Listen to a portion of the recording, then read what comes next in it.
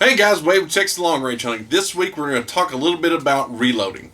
Now we got asked the other day what we deemed the most important thing there was when it comes to reloading, and I would have to say 100% without a doubt is consistency.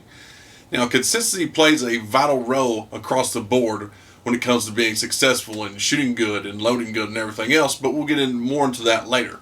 Now assuming you're loading new ammo or you're reloading ammo, it all starts with a brass. Now, we use a L.E. Wilson case gauge to check to make sure it's within spec and everything else. It's not going to have any problems going in the chamber. Whether we're resizing or we're using new brass, we still use the gauges. Assuming you've already done that, and you're going to get into your process to where you're working towards priming the brass. Now we'll get into the rest of the processes later. We're just going to talk about dechamfer deburr today. Now we typically load quite a bit of ammo at a time.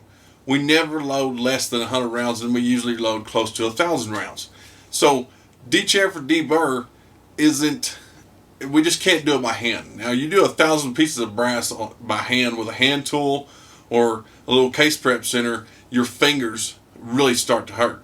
So we was looking for a more consistent way to produce the results I was looking for, because I place utmost importance on the whole process. And that dechamfer deburr being consistent and the same every time, to me, in my personal opinion, that is just as important as the powder draw.